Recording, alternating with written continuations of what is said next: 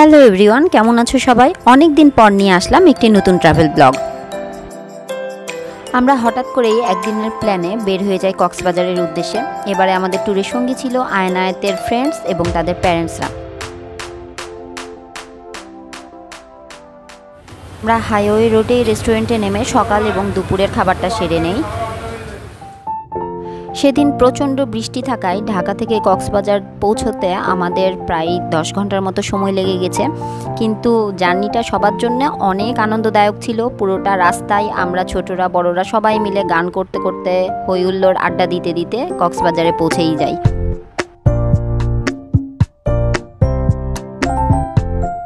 আমাদের চ্যানেলে কক্সবাজার নিয়ে যেহেতু আমাদের বেশ অনেকগুলো ব্লগ আছে, তাই এবারের ট্যুরে আমরা বেশি কিছু দেখাবো না, আমাদের অল্প কিছু মুহূর্তই তোমাদের সাথে শেয়ার করব।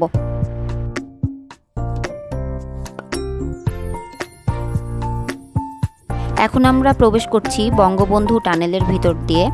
যারা এখানে এসেছো দেখেছো যে টানেলটি এক কথায় অসাধারণ, এবং আমি মনে করি বাংলাদেশের জন্য এই বঙ্গবন্ধু টানেলটি একটি অনেক বড় অ্যাচিভমেন্ট।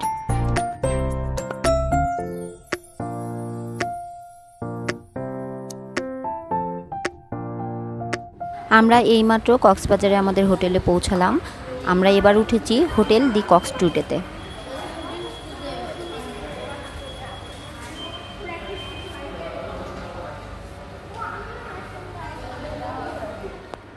আমরা টোটাল 4টি রুম নিয়েছিলাম, আমাদের রুমগুলি সবার পাশাপাশি ছিল। তো এই হচ্ছে আমাদের রুম।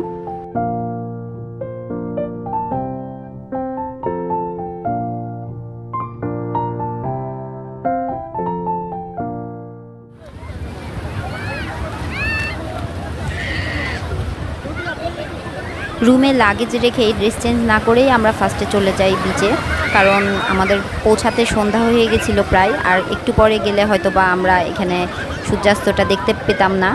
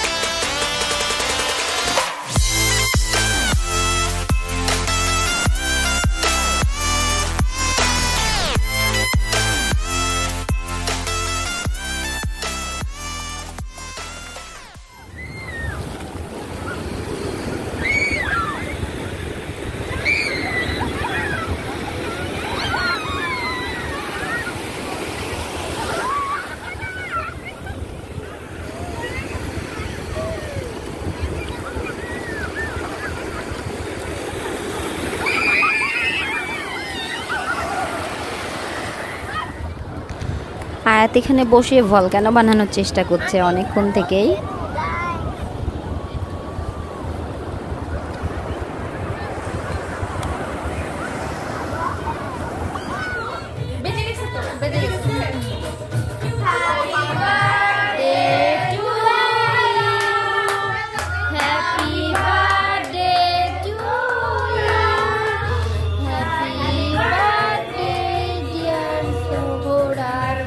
রাতে ডিনার শেষে আমাদের রুমে আমাদের সবচেয়ে ছোট বেবিটার বার্থডে সেলিব্রেট করা হয়।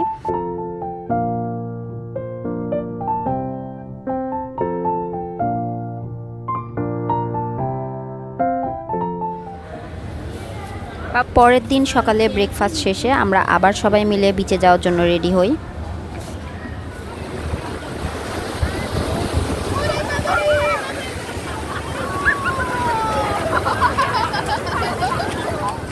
কক্সবাজারে আমরা যে 2 দিন ছিলাম, এই 2 দিন আবহাওয়াটা চমৎকার ছিল, খুব বেশি রোদ ছিল না আর প্রচণ্ড বাতাস ছিল, সেই কারণে আমরা অনেক বেশি এনজয় করতে পেরেছি।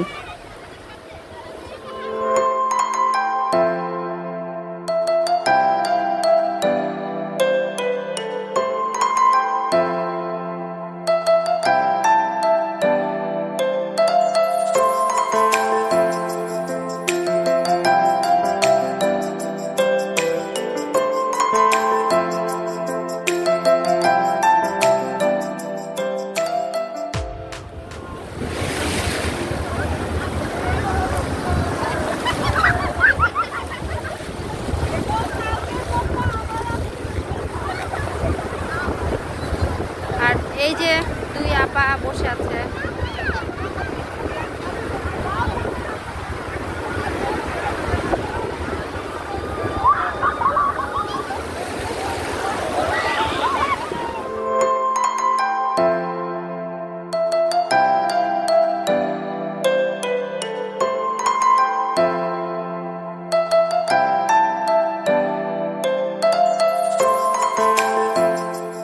বিচে থেকে আসার পর আমরা আমাদের হোটেলের সুইমিং পুলে নেমেছি। এই সময় অল্প একটু বৃষ্টিও হচ্ছিল, যার কারণে মজাটা আরও দ্বিগুণ বেশি হয়েছিল।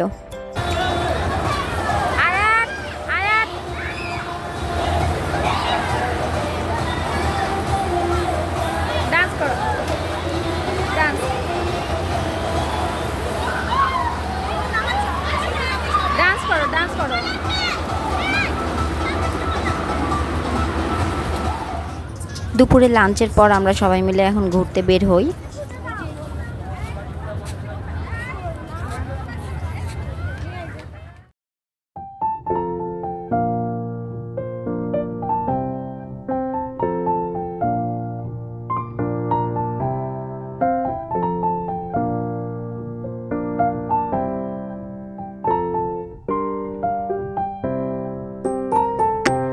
এটি আমাদের একটি খুব পছন্দের রেস্টুরেন্ট। এর আগেও আমরা ফ্যামিলি ট্যুরে এখানে এসেছিলাম। বিচের ঠিক পাশেই রেস্টুরেন্টটা। লোকেশনটা অনেক সুন্দর, বাচ্চাদের খেলার ব্যবস্থা করা আছে।